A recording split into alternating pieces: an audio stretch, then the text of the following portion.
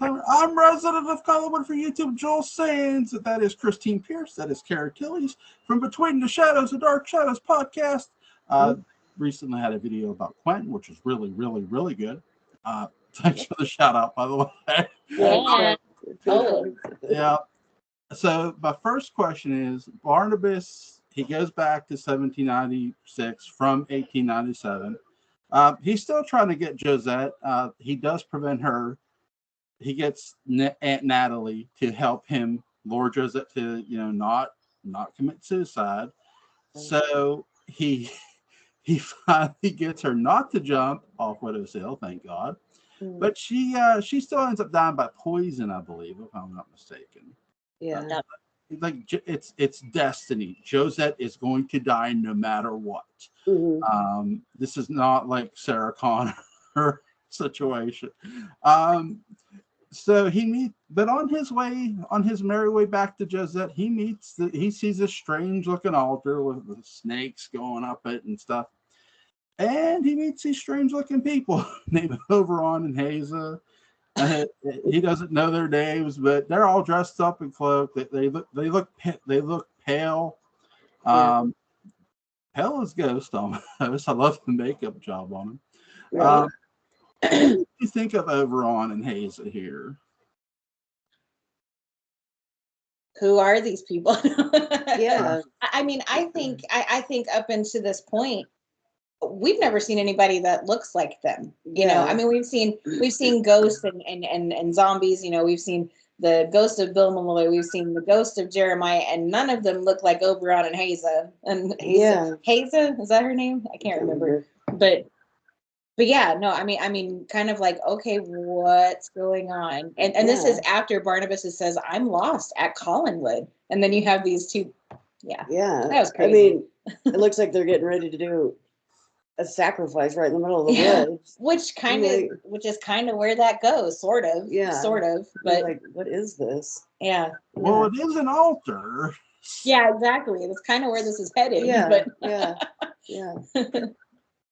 I'm thinking, man, who's getting stabbed here? Nobody yet. Because when I went back through this, I was posting stuff on Facebook, and I'm like, man, this whole story is just insane from start to finish. It is. Yeah. I'll get into Jeb, the kids transition from kid to adolescent kids to full-grown adult here in a moment, but Julia, the other X factor here is too, they put Barnabas's vampire powers are ineffective. He can't disappear. So he can't really use his vampiric powers against them. They're gonna change this later in the storyline. What you also hear Dr. Julia Hoffman in the present. She keeps hearing voices from the past of 1897. What did you think of that?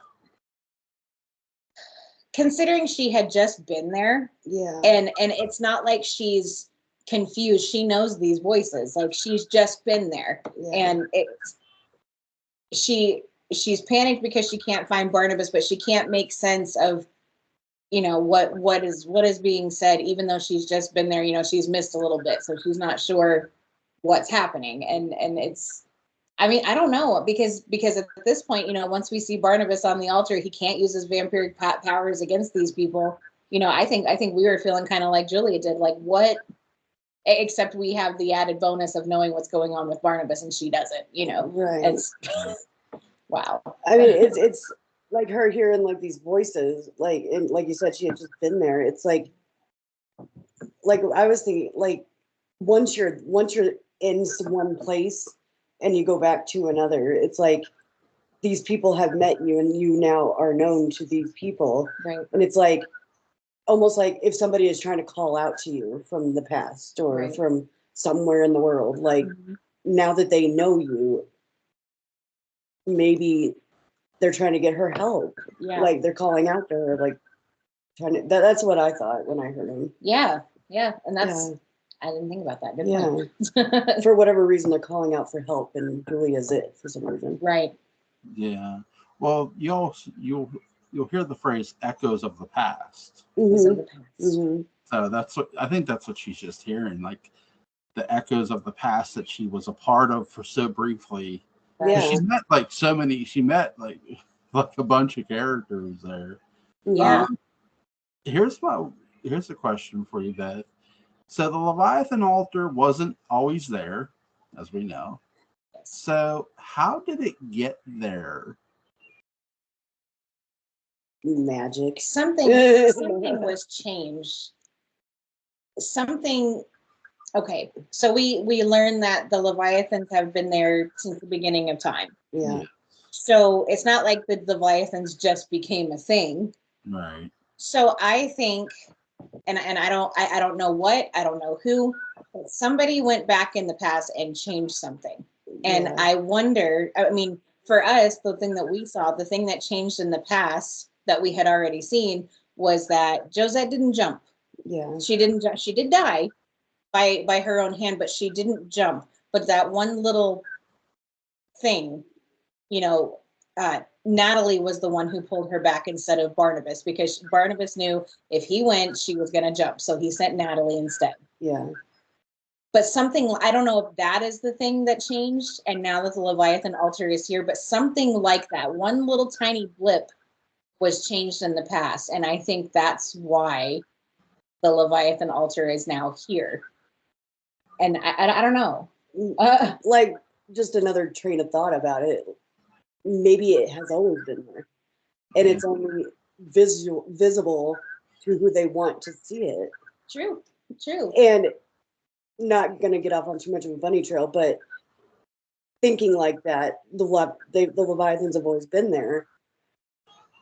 How much are they to blame for what's gone on at Collinwood? Yeah. Very true. Like whatever, ghosts coming back, the hauntings, whatever. How much are they responsible? Yeah. For, I think it could have always been there, just hidden from view, who they don't want to see. Well, I mean, you think of the parallel room too. It's like Professor was like, if you look just at the right angle, you'll be able to see it. Yeah. So I wonder if they had, it's only visible to those who know about it and those who choose to Who they want to see it. Yeah. Good point. Yeah. Because a lot of things we get told are lies. The Collins history book is full of them. Certainly so. So let's say instead of them jumping, what if the widows were thrown off to sacrifice for the altar? That is a good possibility. Theory, definitely. Yeah. I mean, why does anybody haunt, or why does any ghost haunt, or they could, I think so. Like out of, not just out of grief for their husbands they're crying about, but because they were done wrong, being thrown. That's a good theory. It's a good theory. I love it. I dig it. Yeah. So Barnabas comes back. He is now somewhat the master of the Leviathans, or at least the biggest figurehead of them. Representation representation is everything, folks. Yes. And hey, who better to represent strange beings from beneath the world than Barnabas? Why not? On the Collins for it. Right. Like if you could, if you were the Leviathans, you could pick one person to represent you. Who would it be?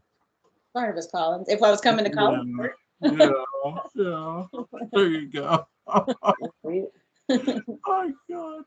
And like Dr. Julia Hoffman is trying to still help Chris Jennings. Barnabas has no interest in it. He comes back and Julia sees that he's there in the old house. While that goes on too, we also have a mysterious figure lurking around who's going to be revealed as Paul Stoddard.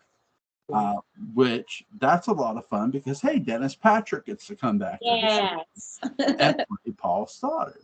Yeah. So, what were your thoughts about the new and revived evil Barnabas here?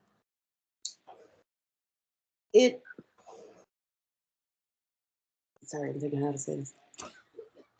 It was different. It was hard to know what to think in the beginning, because you're like, obviously, what's going on? And honestly, when he disappeared into that altar, my thoughts were like, oh my God, did they kill him? Yeah. Is Barnabas going to come back? He's a goner. So when he does come back and it's like, what did they do to him? Is he possessed? Is he, what? I don't know. Did he sell his soul? I don't know. The thing is it's like, it's not that we haven't seen Barnabas evil before. Yeah. Because he's been a vampire and he's given into his urges and he's a creature of darkness and he can't friggin' help himself, poor man.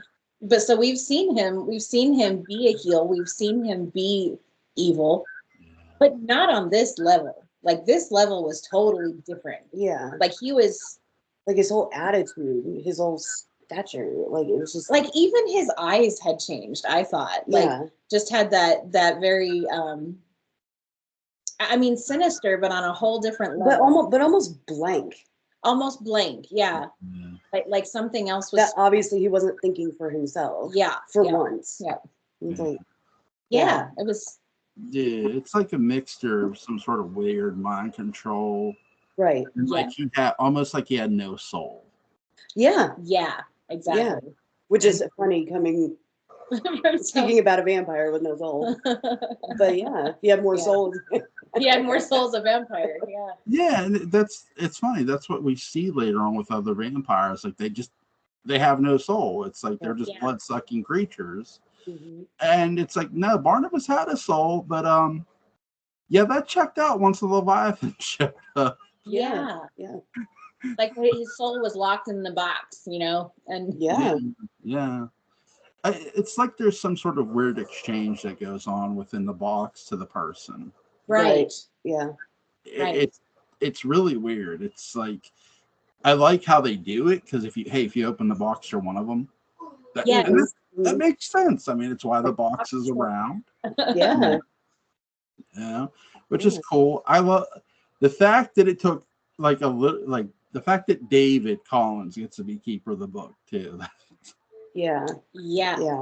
But why? But why did they trust the book to a child?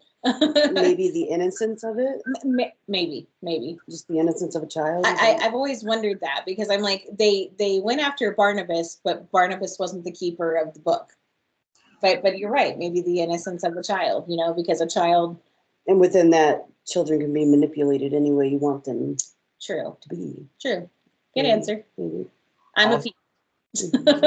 What has David been doing with whether it was Victoria Winters or Maggie Evans? He's been being taught things, being taught lessons, learning different things. Now he gets to read a book about this whole Leviathan and learn it and study it and know it. And so they give it to, why not? Like you said, he's a kid. Now, is David an innocent kid? No. Hell no. No. Listen, no matter what John Carpenter tells you, the real Michael Myers is in Collinsport. No, right. But and the person.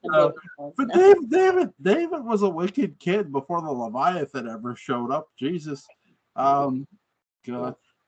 Dennis Patrick returns here as Paul Stoddard, and we're throwing a bit of a curveball in the story of Paul and Jason.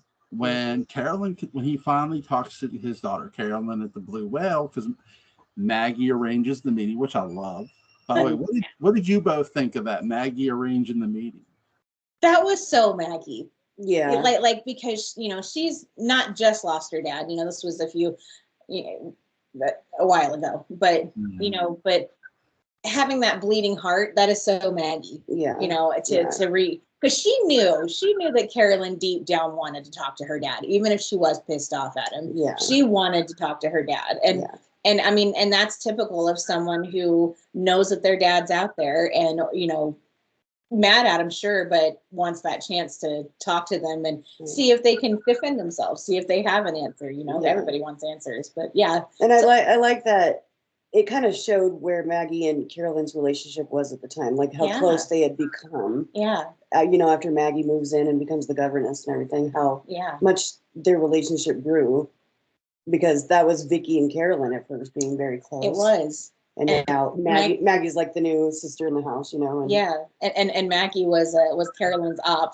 Yeah, kids are saying, and like because of Joe. But and like you said, just Maggie's bleeding heart, like just being the best friend ever to anybody who's in her life. Because I love how David's like, "Oh, Carolyn's got a new boyfriend." It's like, no, dude. No. yeah.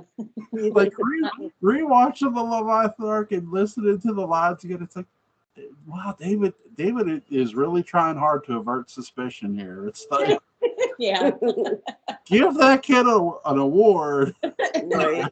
totally. Though he's wrong, but still, yeah, we get a curveball with the whole Jason story that Paul says that when he was hit over the head, he woke up in the basement. He did wake up in the basement with Jason convincing him that Liz did want him gone, wanted him got rid of, and he assumed that meant dead, like bury him alive or whatever, but he didn't bury him alive. He better leave, and he left broke and penniless. Not like the story we heard from Jason. Not at all.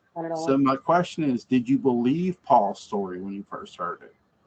Given what we know about Jason, yeah, I kind of did. Yeah. But because I'm more inclined to give Paul the benefit of the doubt because we knew so little about him. Yeah. But Jason, we saw him play his tricks and manipulate and wrap Liz around his finger and blackmail and you know, giving Liz a completely different story than what Paul just said, you know. Yeah. Like telling that, you know, Paul left with the money and did this and said that it was like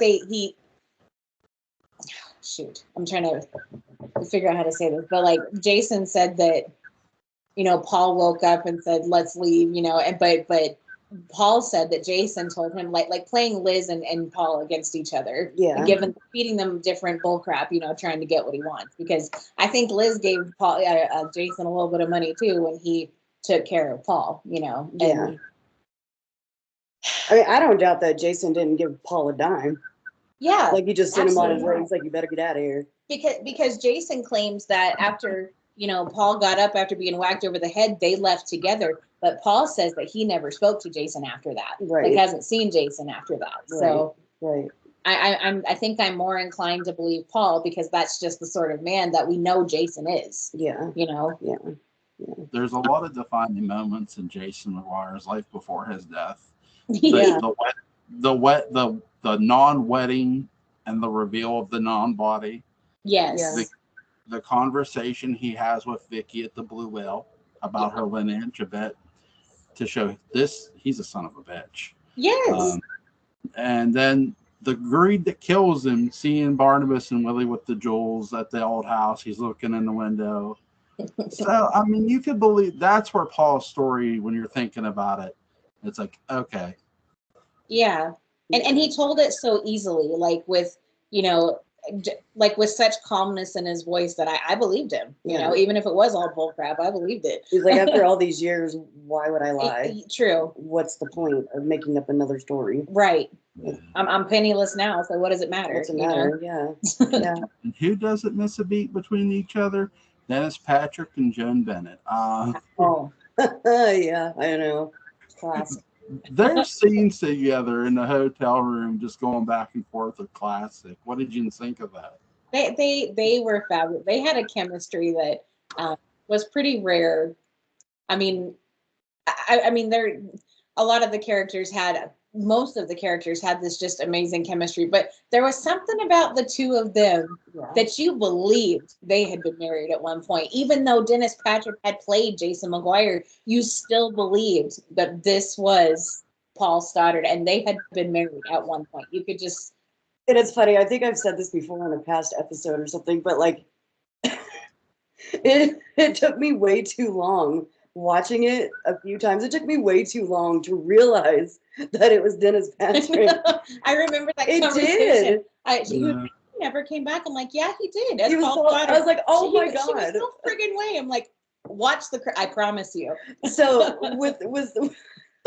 I still laugh at myself.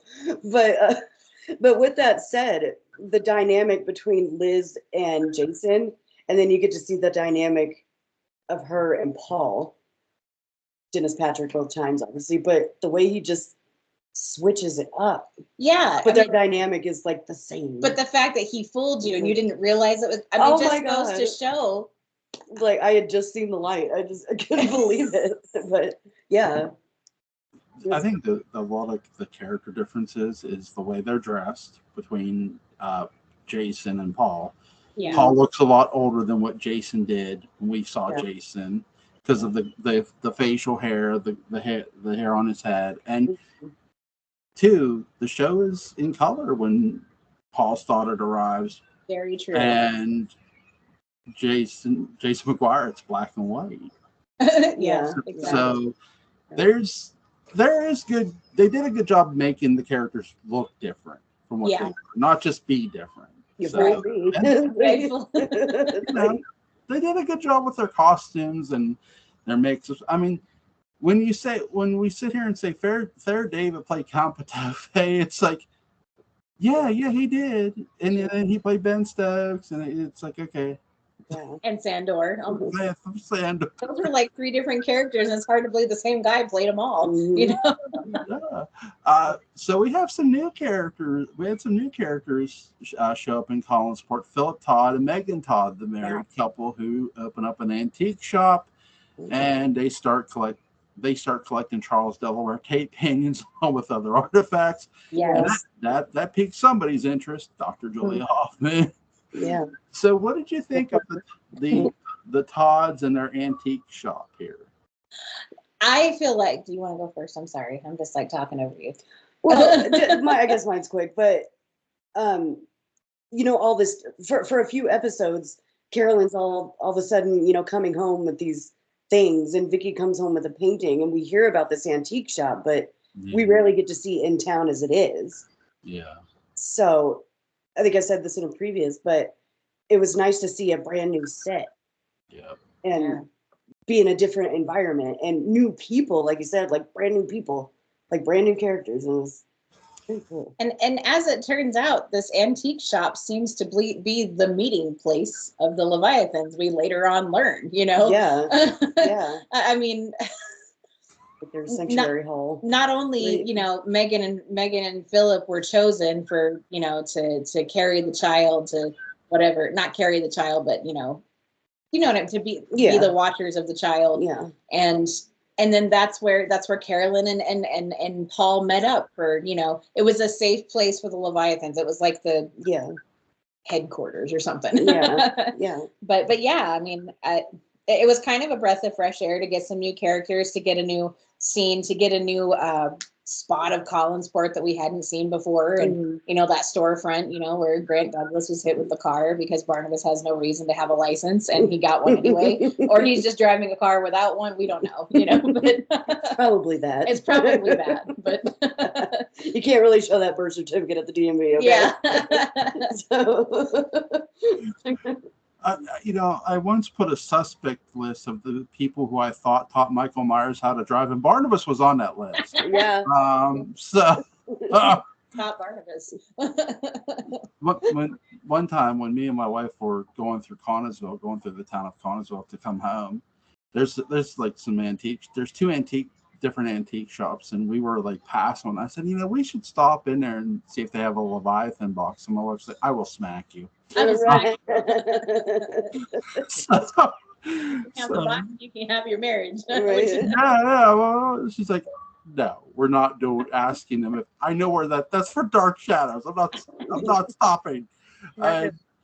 So yeah, they were a very interesting couple because they didn't start off as Leviathan members like Barnabas didn't. That's the thing. The members are recruited. Yeah. Yes. In every way. What did you both think of that? That the Leviathans, there are members who don't start off with Leviathans. They are recruited as human beings. Their diversity in the people that they recruited was interesting. Yeah. Like Barnabas, the Todds, Sky Rumsen. But like we also said, Sky was like probably one of the only ones that we saw that it was his choice. Yeah, Leviathan by choice. Yeah. But the diversity in the people they chose, even David, a child, to be recruited. It was interesting. It was. I mean,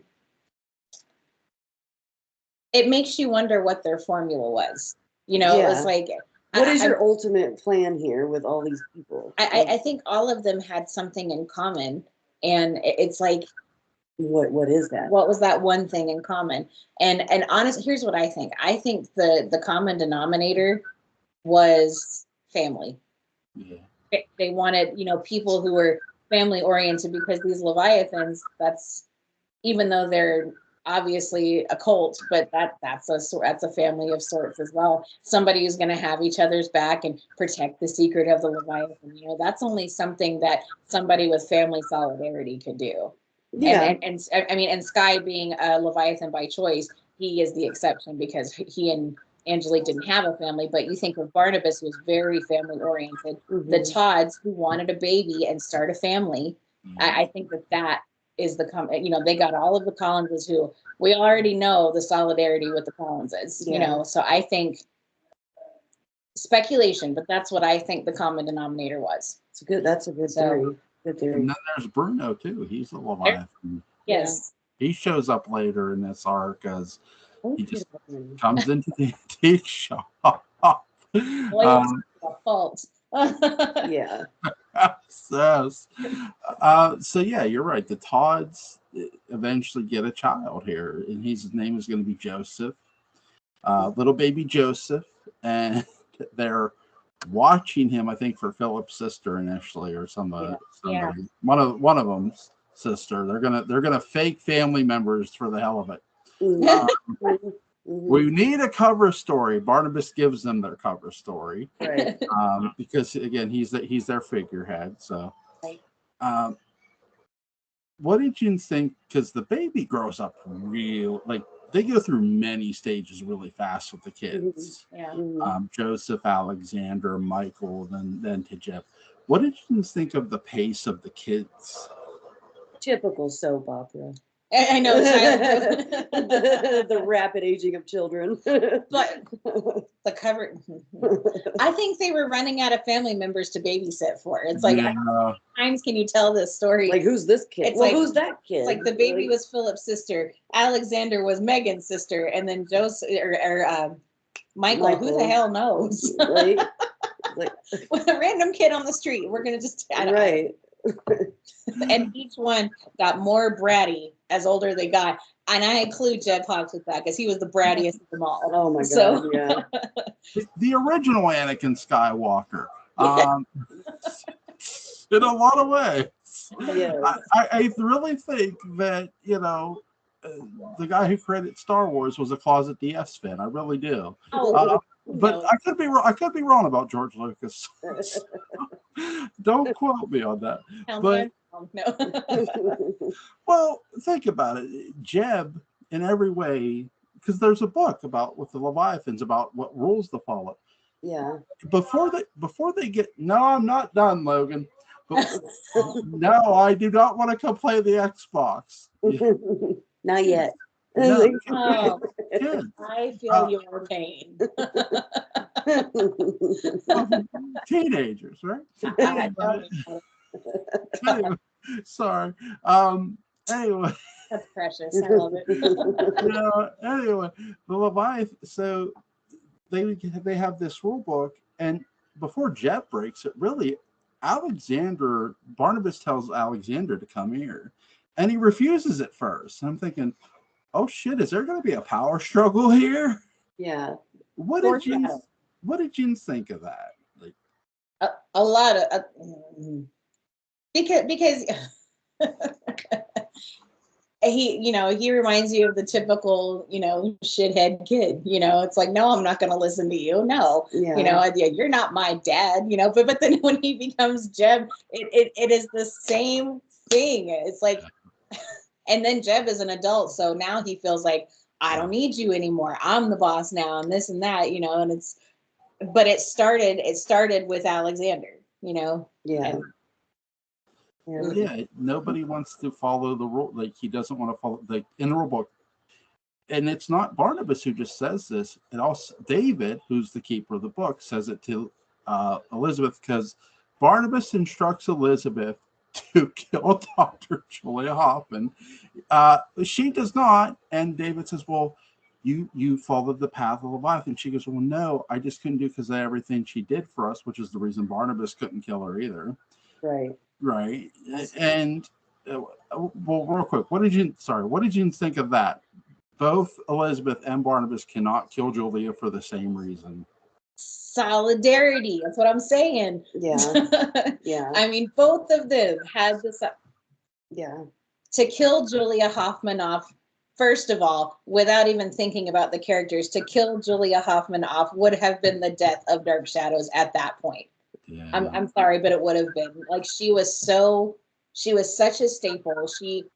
She was the cause of so many good things and bad things that happened at Collinwood, and to kill her off at that point. And if I can use the word, she was the cure to a lot of things. Yes. Yeah. Like Stokes, like they have the answers. Yeah. Even if they don't, they are the ones that are gone to for the answers. And I think, at least in Barnabas's mind, being, you know, the head honcho of the Leviathans they chose and everything, but I think if that's not the only moment really in that whole arc that we actually see a bit of Barnabas coming out and him not being able to kill Julia, you can still, it's like you can see the back burner in his brain that he's still there. Yeah. And he can't kill Julia. Absolutely. You know? Yeah. We also see that moment too, prior to that, where after he almost commits vehicular homicide, and Mrs. Grant Douglas, aka Quentin, once he realizes who it is, he goes to want to strangle him, but he goes, no, you saved me once. I can't. He goes, I owe you a chance of life.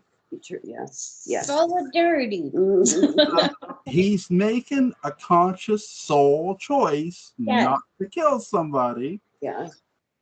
And you're right too. Solidarity. Dr. Julia Hoffman. He doesn't choose to kill her. He puts it on somebody else who can't do it either. Right. But then comes the role of the Leviathan book. If you kill somebody, their spirit can come back in anger and be your enemy and attack you or something. Right. Right. By the way, I will admit to my wrongdoing. I thought this wasn't added till later, so I was wrong. It was added early. Which is why, I know we're jumping ahead, but I think which is why Jeb Hawks was so afraid of Peter Bradford. Well, he was also getting taunted by the ghost of Paul Stoddard too with his yeah. Perfect example. Yeah. That face that Paul Stoddard. I know, oh my God, that used to scare the out of me when I was a kid. It still gets me. Still, like as it pops up, I don't know. You're like ooh, scare the hell out of me. That's the way he goes out. Speaking of Paul, while Barnabas is still evil, he's sort of reminding Paul Stoddard of the deal he made all those years ago before he left Collinsport in the Blue Whale.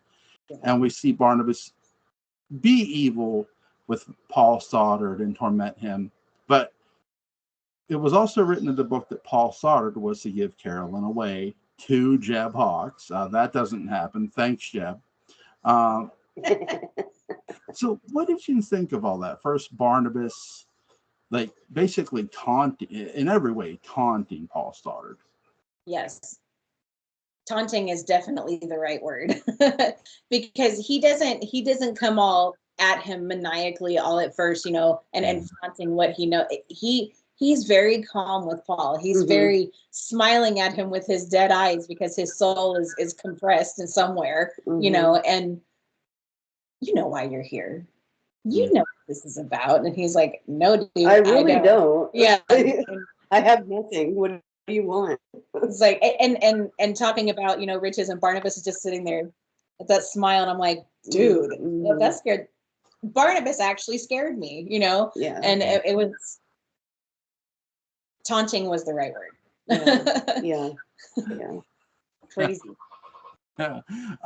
Chris Jennings and Julia are working on his, trying to find Charles Delaware Tate through his portraits because the canvases were from 10 years ago. A man named Harrison Monroe claims to have attended the funeral of one Charles Delaware Tate. Of course he did. There you go. So they visit Mr. Monroe, Dr. Hoffman does, and to find out that it's Charles Delaware Tate and he still looks young. What did you think of this here? Well, okay, first of all, I think he was able to pull that off because of the whole Petofi thing, because Petofi took it away from him, but then gave it back. But I still to this day, no matter how many times I watch it, I'm still trying to figure out how he pulled that off. Did he paint himself? Did he? I mean, because we see the head fall off of whatever it is and fall on the floor, and he's actually old, So it's like, did he make a deal with the Leviathans? Yeah. He eventually he said that the mechanical was his greatest creation, the mechanical version of himself. Sure. We don't know how he went about doing it, other than he was basically they're taken from the Wizard of Oz in a sense. Yes, definitely. That the man behind the curtain and all that. Right. But it is an interesting. We don't know how he went about doing it, and like you said too, he does live a long life. He's a very old man, and he tells Chris Jennings, I could paint your portrait, but it won't work. I honestly do think Tate tried it on himself to paint a young version of himself with some. I'd wager there's probably another portrait out there of Charles Delaware Tate himself that he just gave away, and something's painted over it. And it did. He knows it didn't work because, again, is Petofi alive or dead? He's alive, probably alive, but he's alive somewhere. But Petofi probably took the magic away again, thinking, I don't need Charles. What do I need Charles for? Right. Yeah. Right.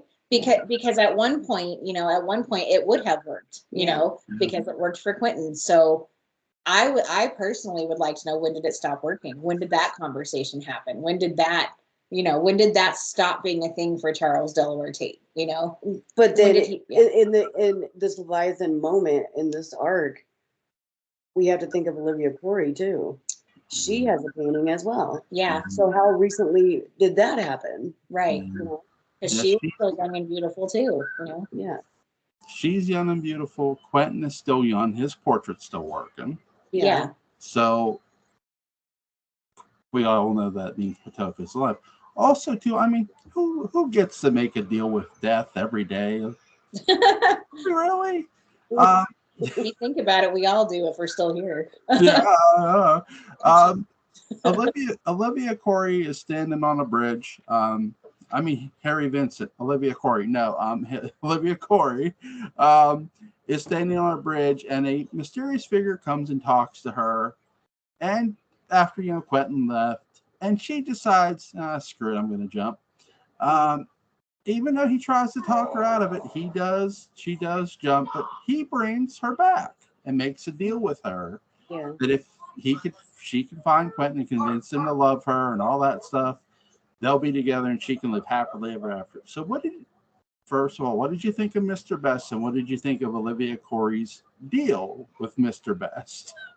I've always said that Mr. Best gives a good representation of how I expect death to be when it comes calling for me. Yeah. Sinister, but like a comforting old friend, Yeah, for sure.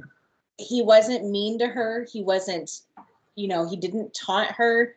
He was just like, hey man, it's time. But he was kind to her, kind of like,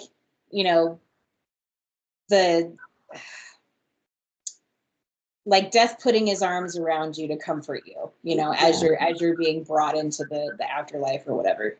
But that's kind of how Mr. Best felt to me, kind and gentle, but there's something wrong with you, man. And something scares me about you, And but the idea of death being, like you said, like a gentle person presenting themselves as gentle and kind and whatever. If you're making a deal with death, it only ends in death. Yeah, it's true. And so why would they come at somebody? Oh well, Death is going to win either way. Yeah. I mean, so of course they come across like that. Very just true. like suave. And very true. I would just like to ask Mr. Bessie if he ever sent that thank you card to Barnabas for 1897, all the killing he did there. Right. You know, like, you know, you at least owe the guy a thank you card. Yeah, Right. exactly. My gosh. I mean, I don't know what business was in 1897 before Barnabas showed up, but once he did, business was booming. Story I'd like to see. What was 1897 like before Barnabas? Yeah. Less death. Other than the werewolf, it's like, okay, we don't have to deal with a vampire like murdering Carl. Exactly. Poor Carl. God, what a psycho. We don't have psycho. We don't have to deal with Dirk Wilkins getting turned into a vampire and acting like a lunatic, right? Yeah. Sorry. Oh my God! Yep, we do need an 1897 pre-Barnabas just to see the what chaos did actually ensue and what didn't ensue. Exactly. Because we know what ensued once he got there. I was talking to a friend of mine about this. I said, you know what I would do? I said, you know how? You want to know if I would send Barnabas back in time? He's like, yeah, would you? I said, no. Do you know what that man did in 1897? Yes. And then he turned around and wreaked havoc in parallel time too. I don't want to hear it. Yeah. You can't send Barnabas Collins anywhere when he's a vampire. It's just not good. Like you got a husband committing suicide to protect Barnabas's secret in 1970. Yes. Right. Oh my God. The things people do for Barnabas. We're gonna do a whole show just on that. The things we do. Yes. Just on that, because that is worth talking about, and that is a juicy. Do you got the list going down for everything? I'm gonna make one. Yes. Yeah. What have you done for Barnabas? Well, what have you done for Barnabas? Can you imagine a panel of all of his victims and stuff? It's like, what did you do? Oh my God. What did you do? You know, like a support group, you know? I know why I'm in Mr. Best's waiting room. Right? Yeah, exactly. Right. How many of you committed suicide for Barnabas? Yes. God. Oh, this is worth talking about, you guys. Yeah, sorry about that. You're good. Yeah. So they do find that he does get killed by the werewolf eventually. Charles W. Tate by my daughter is chiming in there. Teenagers. And yeah, so he does meet his demise by Chris Jennings, even though Chris Jennings' portrait does get painted, it doesn't work. Yeah.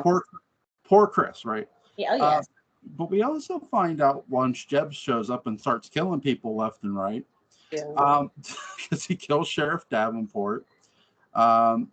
He kills Paul Stoddard, which Barnabas is really upset about because he says, hey, in the book, you know, Paul was supposed to give his daughter away to you. Yeah. He's dead. He can't do that now. And Jeb's answer is like, forget the book. The book's up here. I'm like, what?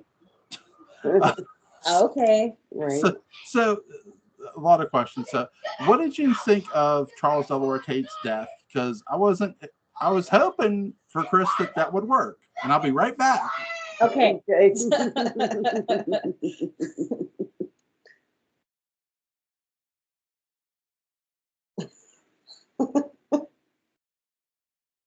Looks like a ghost. And it totally looks like a ghost. It's creepy. You walking back. Oh, that was like the perfect. It looked like a effect. ghost walking the grounds of Collinwood. It was awesome. My legs half asleep, so that's why I'm walking like that. And yeah, I do look like a ghost with this. This thing like blurs me out like a ghost, like I'm a silhouette. It was a great effect though. It was great. Don't cut that out, whatever you do. Well, you should both know, but I don't edit any of my videos, so we're good. We're good. It'll make it, I swear. So yeah, what did you think of the death of Charles Delaware Tate? It felt like it the moment of his death, it felt like he was our only option. So what do we do now? Right. And What like is you the next said, step? the painting of Chris didn't work. And it just felt like our only option. So it's like, where do we go from here while we're dealing with these Leviathans? Yeah. Like, where do we go from here? How do we do this? Because they'd already gone back into the past, you know, to help Quentin. Yeah. And I don't know. I think It's like, where do we go from here? if they had come to the conclusion to go back into the past again, Yeah. after they had already been there, Yeah. I feel like that would have made it so much worse. Yeah. Because they knew nothing about, even if an event had been changed or the Leviathans have always been there, where would they have gone to fix this? Yeah. You know? That's, Now, yeah. what they could have done, I don't know, this is just off the top of my head, but what they could have done, maybe they could have taken Chris back into the past when Charles Delaware Tate still had all of his powers and then had him paint a picture. I didn't think about that. I don't know. That's just off the top of my head. You know me, Yeah. I love time travel. But yeah, like Charles Delaware Tate's death was, I mean, I was excited he was still alive. I'm like, cool, you know? Yeah, that was a great moment.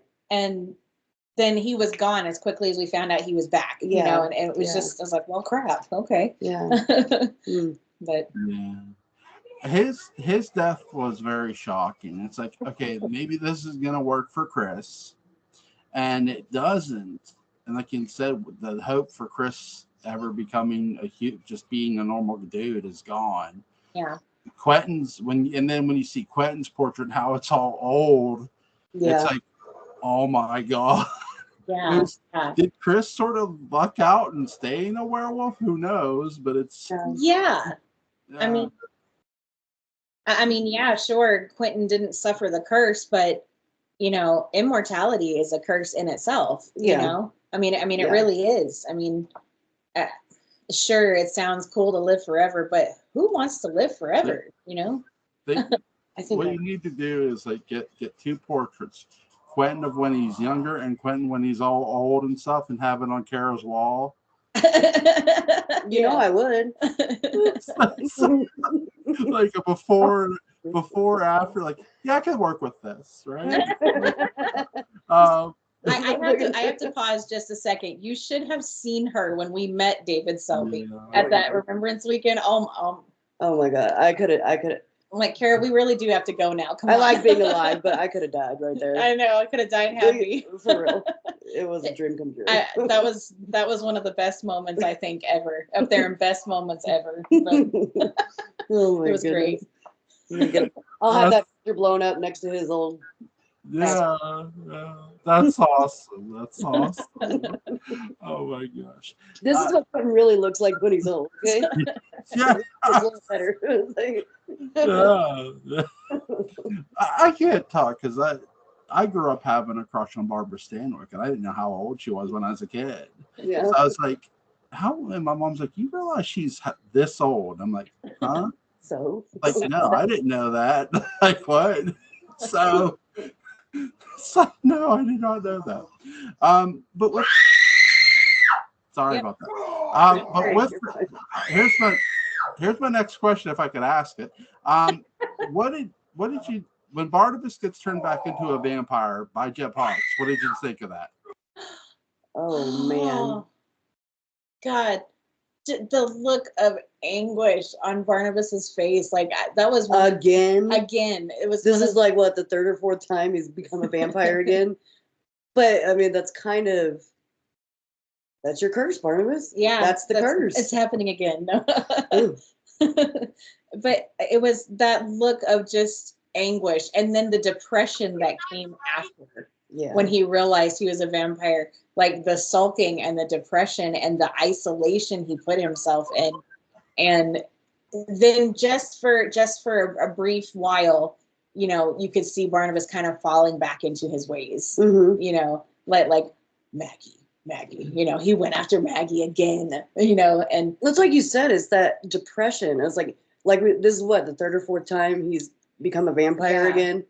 It's that depression. Every time it happens, you get a little more depressed, and you're like, Yeah, like having that sweet taste of being human. Yeah. And like when he was with Lang, he totally forgot, when Lang had the gun pointed at his face, he's like, oh, go ahead and shoot. Oh, hold on.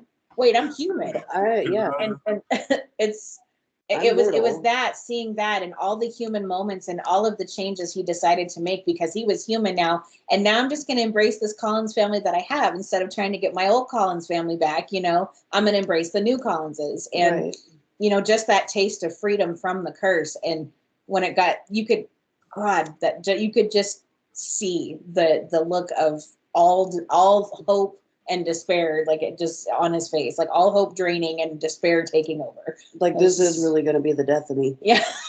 Like, yeah. Like, for real. Man. Yeah. Yeah. How much of a badass is Jeb Hawks?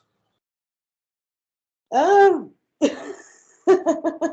we talking honestly here? Because yeah.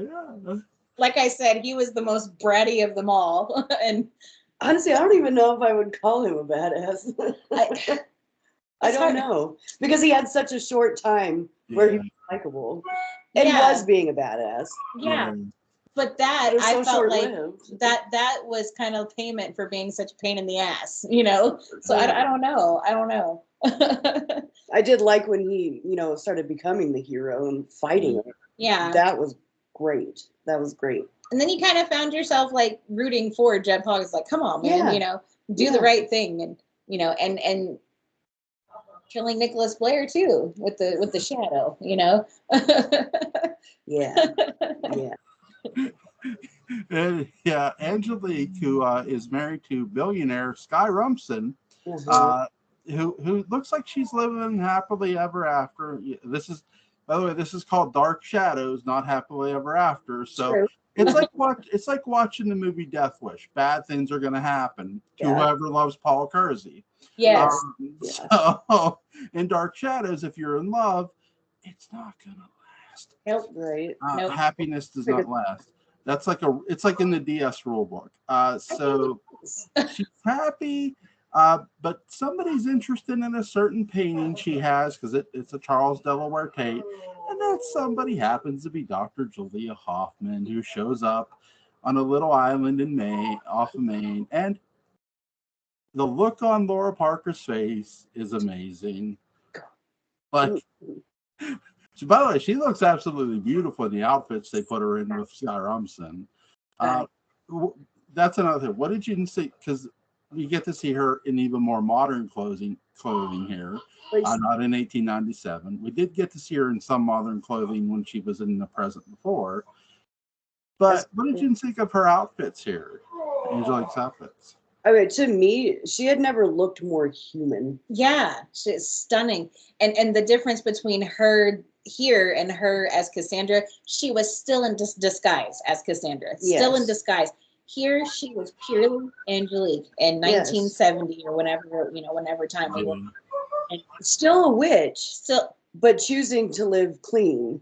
Choosing and to live. And it like radiated from her that she was living clean, not doing witchcraft. She was proud to be clean. It was just radiating from her that she was just a real human being for once.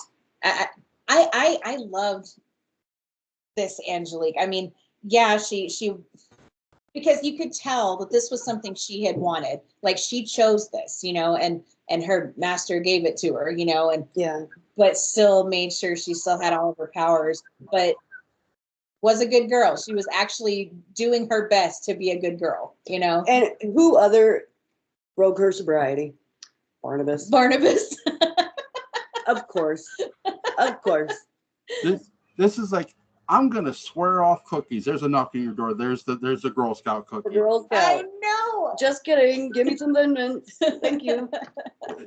Yum. Here's a 20. Do not tell anybody you sold me these. Right. You were never here. Yes. Yeah. Barnabas shows up and she's like, oh, Julia told me. Oh, of course, Julia told you. Like, why should I be trusting her? Even though she told her not to tell. Yes. She gave her word she wouldn't tell. She promised she wouldn't tell. You The can't Darkness keep and Julia, they're like the best of friends. They don't keep anything from each other. And you've got to know that. You Yeah. just got to. I do love how Olivia Corey got paintings X-ray. I thought that was a little neat trick that they pulled off Yeah. here in DS. What What did did she? you think about? She got paintings X-rayed. Oh, X-ray. Yeah. It was cool for sure, but it also kind of showed. I mean, we didn't know this at the time, but Olivia Corey / Amanda Harris, her time was running short, so I think she was like going down every single avenue, no matter the cost. Yeah. I got money. What can you do? You know, having portraits, the portraits X-rayed. She was looking for that painting. She was trying to find it and never did it because the paint.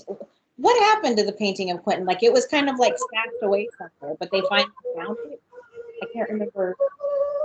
One was the painting of Amanda that had been painted over. Yeah. And it was I think it was the portrait they got at Sky's house that was actually Quentin when they finally teared back that first layer. Yeah, the Charles Delaware like landscape or whatever. They took It's been a while since I've watched that era. Yeah.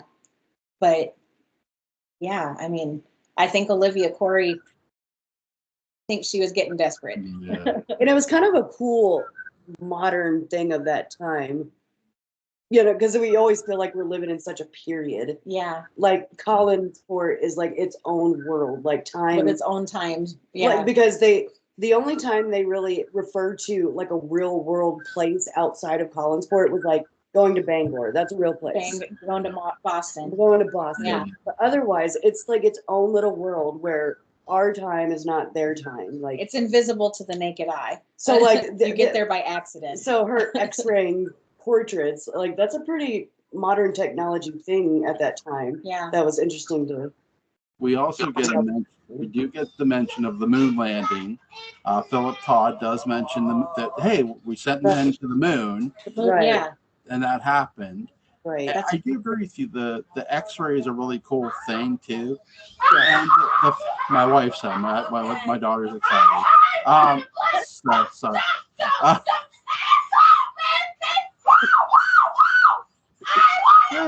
Kids. Anyway, if you can hear me,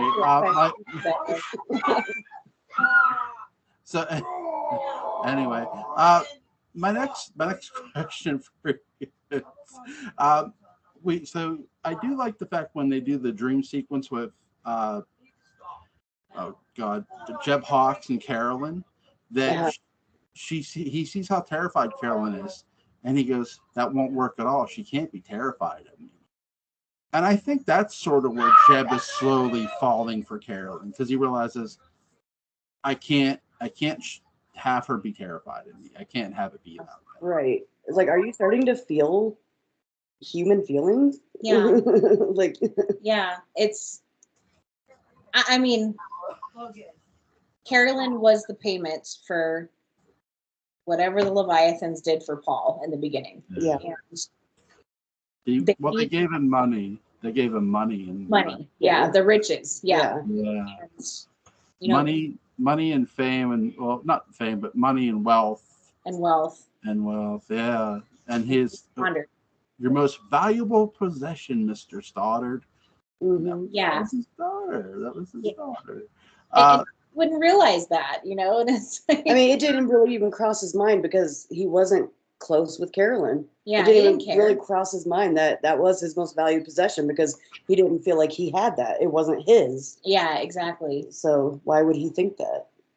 So. I mean, even the way he spoke about Carolyn when Liz flashed back to that night that she whacked him over the head, Mm-hmm. the way he spoke about Carolyn, it was like, yeah, the kid, she'll be all right. She doesn't even know me anyway, and it's yeah. He didn't realize that she was it. She was the priceless thing, Yeah. Yeah. Sheriff Davenport actually believed Dr. Julia Hoffman that something was going on with the antique shop. That's before Jeb Hawks ends up killing him. What did you make of Sheriff Davenport? He was on to something. Yeah. And when you're on to something, well, you can't survive.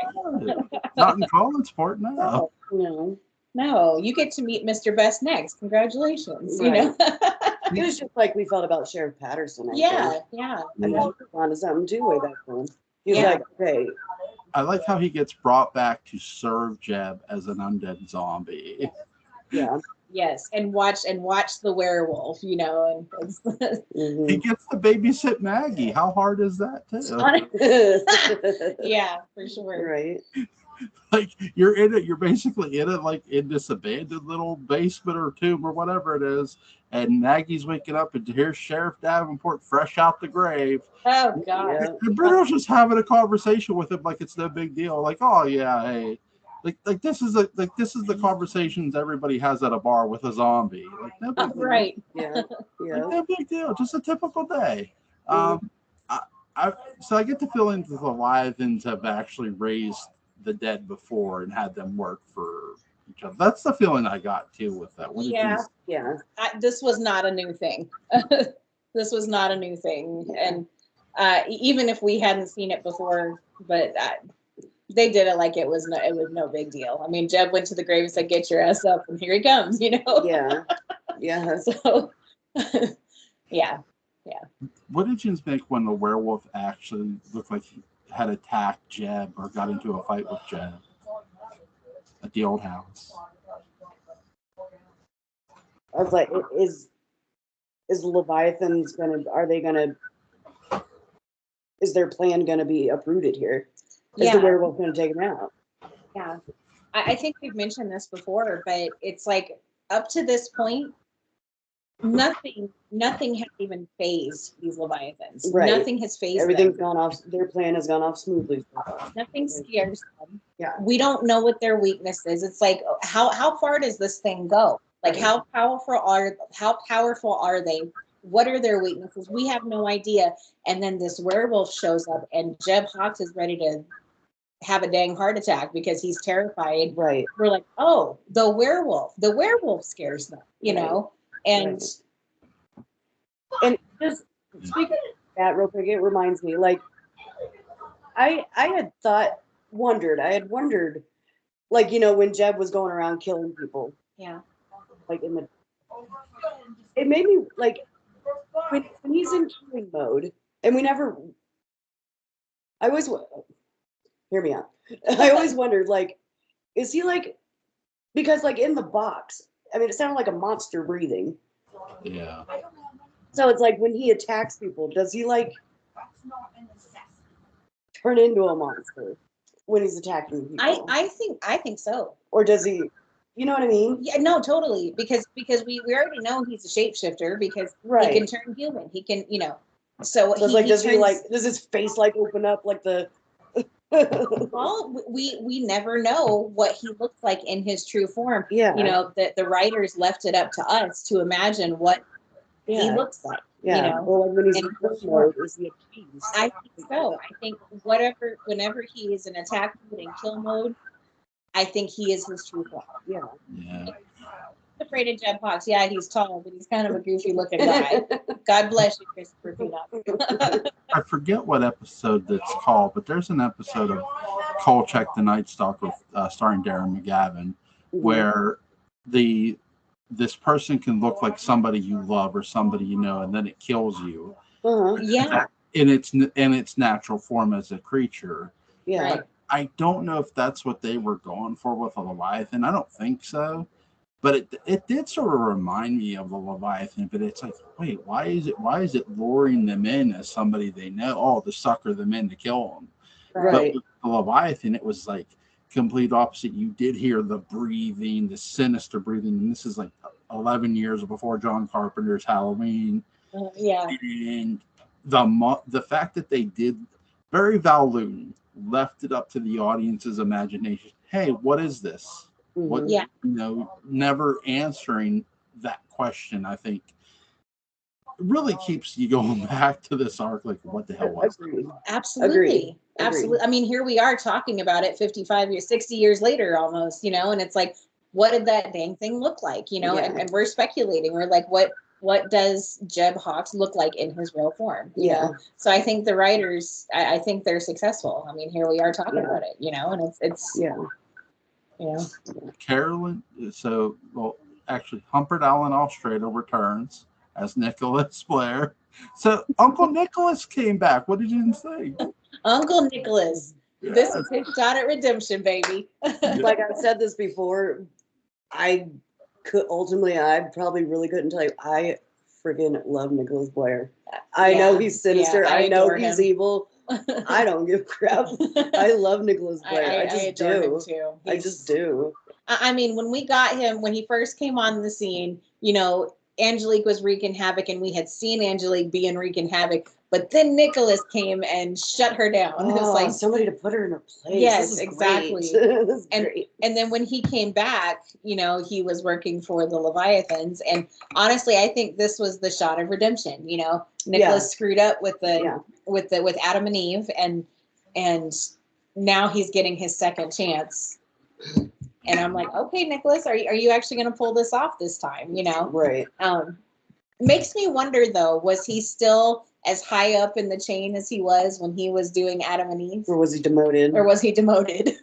I kind of feel like he got a demotion. I think so honestly.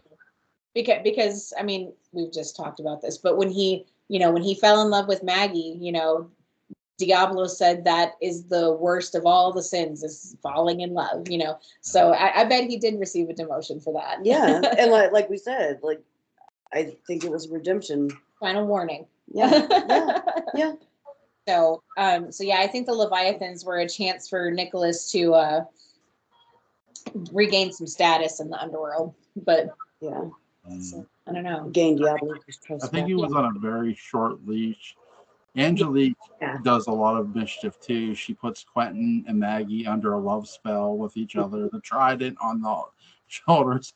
Quentin gets another woman. Why not? Sure. I know, right? But Ed, because she's very upset with that Barnabas just won't run away with her again after she finds out Sky's a member of the Leviathan. Yeah. I do love Laura Parker's line with Quentin. Kiss me, Quentin. Kiss me. Mm-hmm. Yeah. In the old house, which is really nice. You know, and I think that's the moment that she fell off the wagon. I mean, with Sky, it was just to protect herself. Yeah.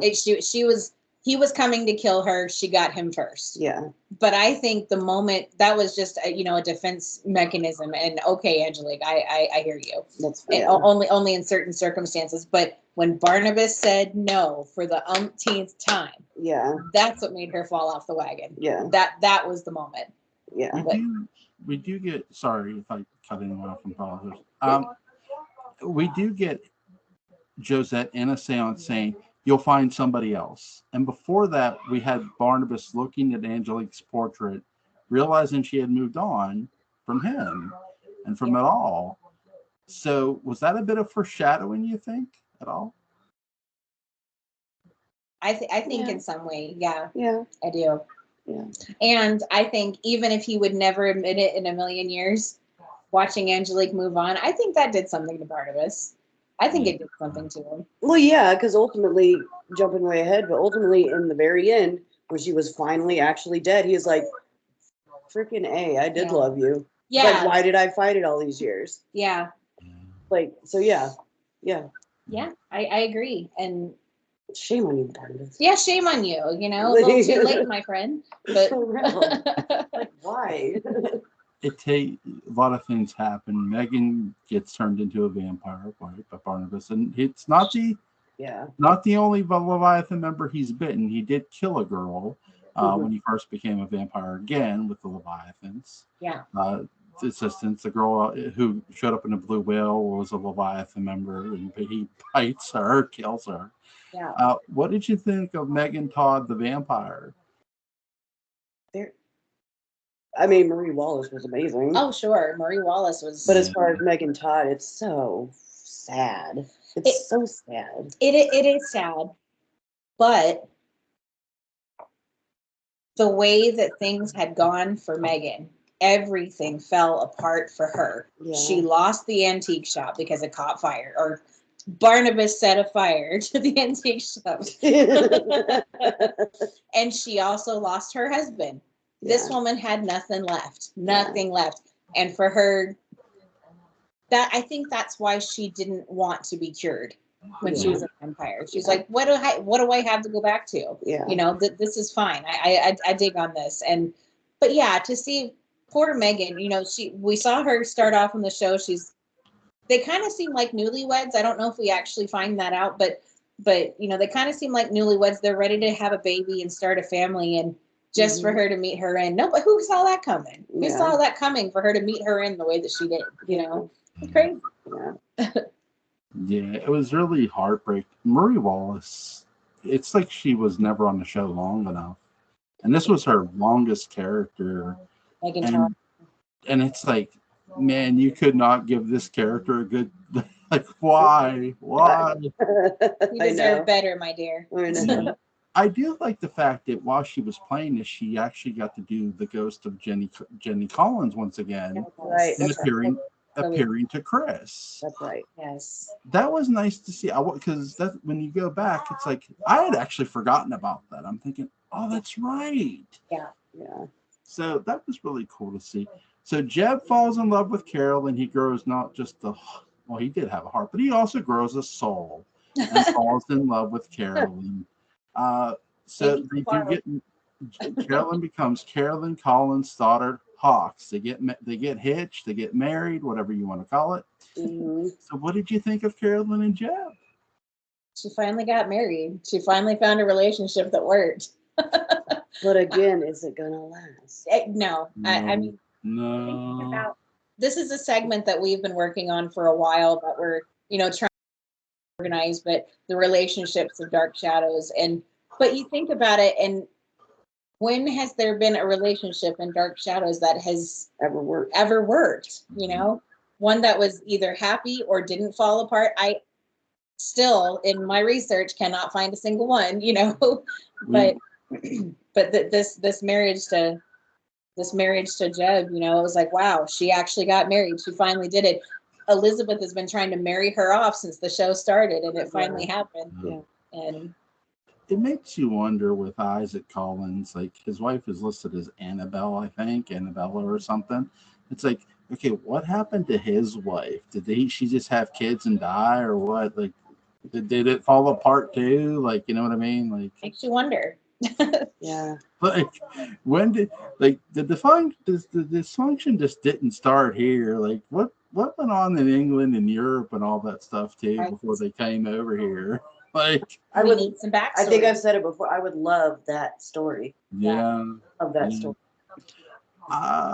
Let's see. What's you guys' favorite moments from this? I mean, I think again, I feel like I'm repeating myself, but I think the ultimate scene for me was Barnabas snapping out of it. Yeah. And it's like, okay, we're gonna beat this thing. Yeah. Like they team back up, and some way, somehow, you know, we take care of it. Getting the band back together, the Scooby Doo, you know, Mystery Incorporated, getting that back together. That was pretty great. Yeah. I mean, that's ultimate, because we've been begging ever since Barnabas found that altar in the middle of the woods and became a changed man. It's like we've been waiting for him to come back. Yeah. Wondering if he's going to come back. Snap out of it. It came at a cost, unfortunately. I mean, he became the vampire again. But that redemptive side of Barnabas, that was great. And it's like whether he had a choice or not, he pretty much kind of made an ultimate sacrifice. He did. Just to save everybody. It saved everybody. He knew the sacrifice, and he. Can you imagine if it wasn't Barnabas that they chose as their leader of this whole thing? If it wasn't Barnabas, a lot of people could have died. Absolutely, I think that could have been the end of the Collinses. I think so too. Yeah. I am out of questions, ladies. Is there anything you want to add before we go? Thanks for letting us talk about this again. I know we've already done it, but man, I love. It's always a good art. There's always something new, you know. There's always something new you find, and I love it. It's one of those specific arcs and eras in the show that gets better and better as you watch it. Agreed. And like you just feel like you find a new little nugget every time you watch it and you want to talk about it. Yeah. So yeah. Okay. Remember this: Elizabeth marries Paul. We have Barnabas's parents getting married, Joshua and Naomi. That doesn't end well either. Right. No. Jeremiah and Laura got married. That didn't end well. Oh my gosh, no. Barnabas and Angelique got married. That didn't end well. So a lot of people get married. Carolyn got married. Her marriage didn't end well. Quentin and Maggie got married in parallel time. That didn't end well. That iffy. Quentin's first wife, Angelique, in parallel And time. Angelique, yes. Yes, that Quentin Collins. First of all, thank you for joining me tonight. This was a lot of fun. Yeah. Link to Between the Shadows and Dark Shadows podcast will be in the description box. These ladies are very, very smart DS fans. Thank you so much and have a Merry Christmas, girls. Merry Christmas. Merry Christmas. Bye.